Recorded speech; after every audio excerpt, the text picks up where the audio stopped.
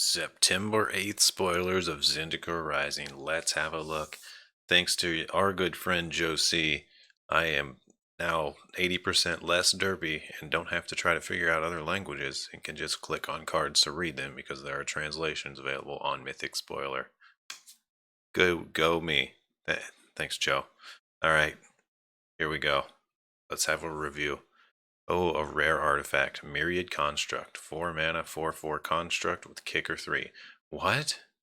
Oh, hold on. Just first of all, an artifact creature that's the same power and toughness as its casting cost must be good because those rarely exist in Magic ever. Alright, kicker 3. If Myriad Construct was kicked, give it another +1/+1 counter for each non-basic land your opponents control. Ooh, this could be a big boy. He could be real thick. He could be a thick little triangular whatever he is.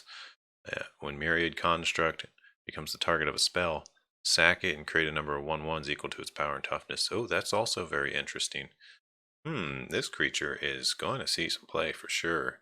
Because he could be thick and, well, he goes away semi-easily, but then it's just a bunch of 1/1s, which is equally dangerous. Here we have a rare land. Let's have it click so we can get the spoiler. Alright, well, it's just taps for colorless. Doesn't come into play tapped, already good. It's Makindi Throne. Pay 1 and tap it, slap a charge counter on it. Tap, remove a charge counter, add 2 mana of any color. Use this mana only to cast kicker spells. That's really interesting. I approve. I like it. Alright, next up we have this X reprint of the Snake Hydra, I guess. I don't know. Alright. X and blue-green, Legendary Serpent. When Verazol, the Divided Stream, enters the battlefield, put X +1/+1 counters on it, where X is number of mana spent. Alright, yeah, we know where this is going. If you cast a kick spell, you may remove 2 +1/+1 counters from Verazol and copy that spell and choose new targets. Pretty cool. Doesn't draw you a bunch of cards and gain you a bunch of life, but it can copy spells, which is also very cool. No flying either. Still half decent. I like it. Nice. Verazol, the Divided Stream, Throne of Makindi, Myriad Construct. Holy crap, how many other cool cards are we going to see today? Alright, we got Thundering Spark Mage. Look at this guy. Looks like, what's his name? Guy from Tolarian School. Except he's got insane. Alright, Human Wizard, 4 mana, 2/2. When Thundering Spark Mage enters the battlefield, deals X damage to target creature or planeswalker where X number of creatures in your party. So up to 4, at least 1 zappy of something. Next up we have another rare, Nimble Pathfinder. 2/1 rogue for 2 in the blue. Wow. Okay, can't be blocked if you control another party member that entered your control this turn. So potentially unblockable if you drop another party member. Onto the battlefield. At the beginning of combat on your turn, if you have a full party, creatures you control gain whenever this creature deals combat damage to a player, draw a card until the end of turn. That's not too bad. Not super great, but the potential of drawing a bunch of cards is pretty epic. And getting an unblockable swing in there is quite likely, so he might have a place in some decks. He's not super strong, but we'll see if he gets played any. Next up we have the Marauding Blight Priest, because everybody's scared of the Marauding, right? Blight Priest. Alright, 3 mana for a 3/2. Whenever you gain life, each opponent loses 1 life. Oh no, another one of these cards. Alright, well, it's just a common, but yeah, the life gain decks, they're real. Next up we have Scatter Skull Minotaur. 6 mana for a 5/4 haste, but he costs less for each creature in your party. So he could be a 2 red mana 5/4 haste, which is nothing to scoff at. Interesting card for an uncommon. Next up we have a rare. Looks like it's a 3 mana 4/3 with Atropellar and Impet. Oh no, we don't have to guess anymore. Trample haste. So and it has kicker 2. So if it was kicked, it enters the battlefield as a thicker giant warrior. Oh, it's a giant, neat. So it could be a 6. What, 5? Yeah. At the beginning of the end phase, if it had no +1/+1 counters on it, return it to hand. Okay, this guy's pretty interesting. Come out there and make a swing with trample haste every turn and go away so he can't be targeted easily or hit by mass removal so easily. But if you want him to stick out there, you can kick him out there, and he's a big boy. Not bad. Not a bad card. Alright, looks like we have skipped a bunch. Wow, there's a lot more. Okay, well, we'll be at this for a while. I think I'm going to do this a little differently. I think I'm going to control click. Alright, here we go. And then go to the next tab. That way I can just close the tab. Alright, Tazim Whirlwind Mage. Merfolk Wizard. 2 mana, 2/1 with kicker 4. When he enters the battlefield, if it was kicked, return an instant or sorcery from your yard to your hand. Not bad. Looks like they got the casting cost wrong on this translation. I don't know how they messed up that part. That's not even a foreign part. It says it right there. Alright, well. Neat. For common, I'd say not bad. You know, it's a decent 2-drop, but you're probably going to want to save them to get one of those big spells back. So, iffy. Too bad it doesn't have flying. If it had flying, I'd really sell it. Next up, we have Celebrant Core. Let's see what this does. When another creature enters the battlefield, you gain a life. One of these cards. It's a 1/4 for 3. Not too great. At least it's hard to kill. Alright, next up we have Amara, Celestial Dancer, a 3-mana human rogue with flash and flying, and it's a 2/1. When it enters the battlefield, opponent mills 2 cards. Alright, not bad for a common. And we have the Skyclave Squid. That is a sweet picture. I just want to plaster that on my wall so when I wake up in the morning I can see a rainbow squid. Oh wait, that already happens. JK. Alright, 2 mana for a 3/2 defender. Whenever a land enters the battlefield, it loses defender for a turn. Okay. It's a common. Interesting. Alright, next up we have Deliberate. A 2 mana instant. Scry 2, draw a card. This is just another opt that costs too much. And scries 1 more. Relic Golem. 3 mana 6/6 artifact. What? 3 mana 6/6 can't attack or block unless opponent has 8 or more cards in their yard. And you can pay 2, tap it, and target opponent or target player mills 2 cards. Okay, that's pretty interesting. That's real cheap. If you have some easy mill, that's not going to be too bad of a card, but otherwise it's going to be useless on turn 3 and you're still going to get swarmed, so probably won't see a whole lot of play, but maybe it'll have a spot in a special deck where on turn 3 you definitely have milled 8. Alright, Relic Vial. 3 mana for an artifact. Pay 2, sack a creature, draw a card. Pay 2 and tap, sack a creature, draw a card. That's important. As long as you control a cleric, Relic Vial has whenever a creature you control dies, each opponent loses life, you gain a life. Interesting. I wish it was a little cheaper casting cost or cheaper activation, but a neat card nonetheless. We'll see if it sees any play. Probably won't, given it doesn't do any sort of removal. And it's like a worse Bastion of Remembrance. Tuk Tuk, Rubble Fort. Tuk Tuk. 3 mana for a 0/3 defender reach. Creatures you control have haste. Okay, so it's like a fervor on a wall. Neat. And it has reach in case you need to chump that big boy. Alright, Smite the Monstrous. 4 mana for an instant to destroy a creature with power 4 or greater. Decent common to pick up in the sealed drafting to at least kill those things you can't handle. Kargan Warleader. Other warriors you control get +1/+1. And it's a 3 mana red-white 3/3 human warrior. Is this Boromir? Are we seeing Boromir? Is this like a Lord of the Rings theme set? Hold on, I gotta look closer at Boromir. Don't die in the next show you star in. Alright, let's see what else we got. Before we spoil anything too far ahead of our spoilers, Null Priest of Oblivion. 2 mana for a 2/1 menace lifelink. Not bad. It's also a vampire cleric with kicker 4. If it was kicked, you can bounce something from your yard to the battlefield. Ooh, not bad. That's a pretty cool card. Null Priest of Oblivion. Alright, Strength of Solidarity. 1 mana for a sorcery, green sorcery. Choose a creature you control. Put a +1/+1 counter on it for each creature in your party. It could be up to 4 counters for 1 mana, which is not bad. And it also could be 0, which is epic terrible. Probably why it's in the common slot. Alright, it looks like we have the uncommon blue card. Being Veil. Veil. Veal. It's like a baby cow. No. Okay, Being Veil. 2 mana for an instant. Creatures of opponent control get -2, -0 until the end of turn. Pretty terrible. On the other side, we have a land. Pretty much what you would always play this as if you're playing this card. But it is an instant, so you could do some trickery and win some trades maybe. Not super great. Nothing to write home about. Just reserve that letter to Grandma for another time. Okay, Ancient Green Warden. We got a mythic green card. Elemental. 6 mana. Reach. You may play lands from your yard. Hold the phone. You may play lands from your yard.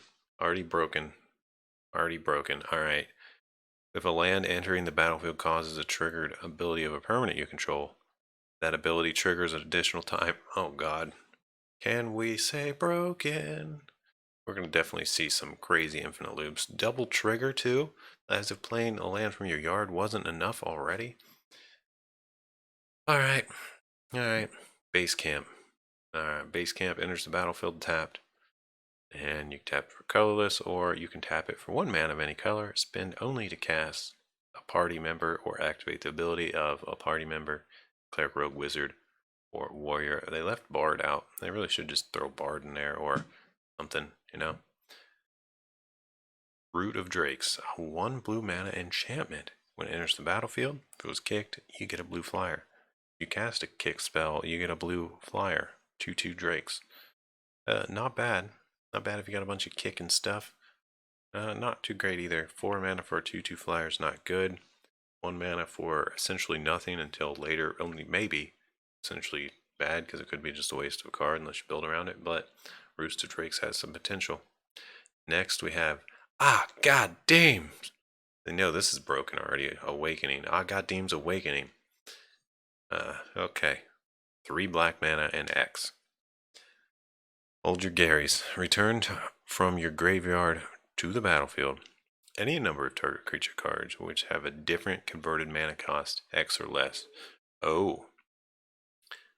This is going to bring back a bunch of things. I gotta sip my coffee on this one. This is a good card. This is an easy 3 for 1. You can bring back your whole party. Or on the other side, it's just the land. Even as just the black card, it's not too bad. But given that you can just play it as a land, it's really good. This is a cool mythic. It's probably not going to be super big. I guess we'll see, but someone might abuse it like they do Call of the Dust Dweller. But the expensive cost is what's going to hurt it. But still, that's a cool card. I guess that's something to think about. Does the expensive cost hurt it if on the other side it's just a land and it's like if you can't play it, you just play it as the other side so it's not a dead card?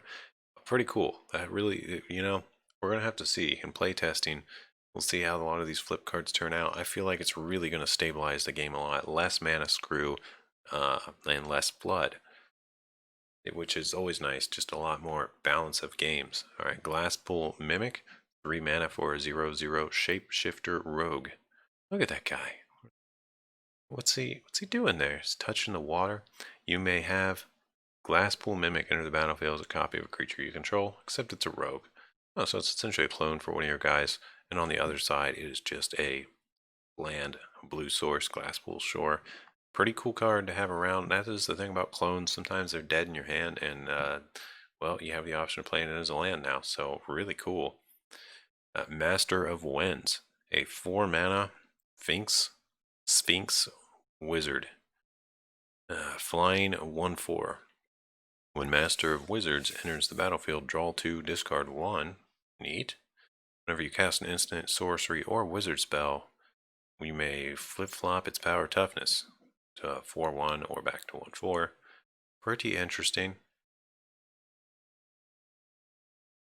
I don't know if it's good or not, but it's interesting. Probably not good. Fireblade Charger. A 1 Red mana, 1/1 Goblin Warrior. As long as it's equipped, it has haste. Whenever it dies, deals damage to any target equal to its power. Okay, this is pretty cool.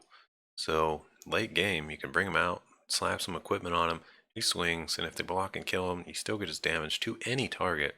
This is a decent warrior, or a decent goblin, and also a warrior. So he fills that party slot in case you just ever wanted your fifth party member to be a goblin, because, you know, they're real reliable and aren't going to rob you in the middle of the night and run off. Scion of the Swarm. 5 mana, 3/3 flying vampire cleric. What is this claw? Okay, I thought that was his hand for a minute. I'm going to say, he was getting awful prawny. Flying. Whenever you gain life, put a +1/+1 counter on Scion of the Swarm. No. I'm glad at least costs 5 to cast, but it's just another one of those life gain cards that's going to get dummy thick after a while. Flying. Alright, well, settle down, better Sinjir Vampire, settle down. Soaring Thought Thief, a human rogue with 2 mana of the Simic color. Not Simic. Is that Simic? I can't remember. No, Dimir. Flash flying 1/3. Okay, flash and flying 1/3, and it's got some major text. As long as the opponent has 8 or more cards in their yard, rogues get +1/+0. Okay, rogues getting strong. Whenever one or more rogues you control attack, each opponent mills 2 cards. Rogues getting real strong. I see some rogue aggro flash upcoming in this next meta. Next up we have Blame Fullement. This is Einstein's failed experiment. Just kidding. It's a ritual, which is sorcery.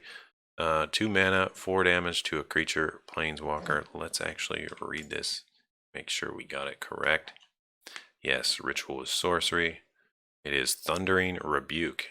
Not even close to what I read. Deals 4 damage to target creature, planeswalker. Okay, so we have a worse Lava Coil, essentially. Well, actually better, because it can hit planeswalkers, where Lava Coil couldn't. This is a nice removal card. Too bad it can't hit players. But decent, real decent. Sizzling Barrage. A 2 mana instant, 4 damage to target creature that blocked this turn. Pretty bad, but it's red. It's basically going to sit into your hand until you eventually get a situation where you can use it, which may be never. So not a very good card in my opinion. Felidar Retreat.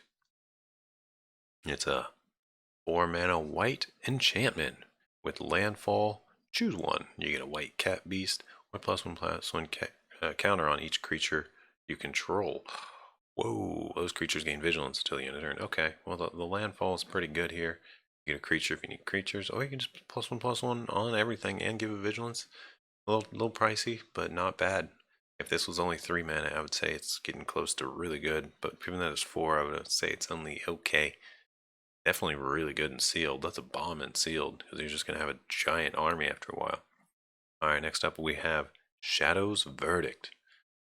5 mana. Exile all creatures and planeswalkers with CMC 3 or less from the battlefield, and all creatures and planeswalkers with converted mana cost 3 or less from the yard. So it just wipes the small cards. It's sort of like Ritual of Soot, except it costs more and it hits graveyards as well. Decent, I guess. Decent. Good sideboard card. Next up we have Oren Reef Ooze. There's been a lot of oozes lately. 3 mana for a 2/2 ooze.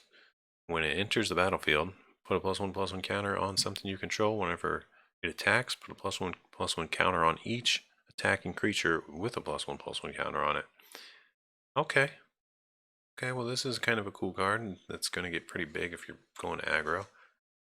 And given that you can just make it a 3/3 right off that grows when you attack, I'm going to have to say not bad. Pretty cool card. Green's getting a lot of strength lately. That's probably why mono green's up there. Alright, Ghastly Gloom Hunter. 2 mana zombie bat in the common. Oh, flying lifelink zombie bat. And if it was kicked, it gets an additional 2 +1/+1 counters on it. So it could be 3/3 flying lifelink for 6, but it's only a common. Decent versatility for a common. Alright, well that's going to do it for the September 8th spoilers. We saw some pretty OP ones today. Let me know what you guys think down below. Oh, new construct, some good lands. A decent X Serpent there. Nimble Trap Finder. What else did we see that was pretty notable? Null Priest of Oblivion's pretty notable. Did I skip over anything yet? I don't think so. What else? This Ancient Green Warden's pretty notable. God Deem's Awakening's pretty notable. Glasspool Mimics, he's notable. Master of Winds is forgettable. Soaring Thought Thief, I think, is going to be something we see some pretty interesting. Shadow's Verdict, another strong green card. Green creature, just basically another 4/4 for less than 4. Can green just stop getting these? Because tired of getting killed by aggro green decks. Alright, thanks for watching, guys. Take care of yourselves out there. Take care of your mental swelth. That's my thing now. I just thought of it this morning. People say, watch out for your mental health. Now screw that. Mental swelth. That means grow the mental, not just take care of it, but swell. Okay. Alright. Well, if you like cheesy puns and magic, this is probably the channel for you. I'm growing El Natural. None of that fake buy-in stuff, so just all through the natural, however YouTube people find me. So please subscribe, hit like on the video. I'll see you in the next one. Peace out.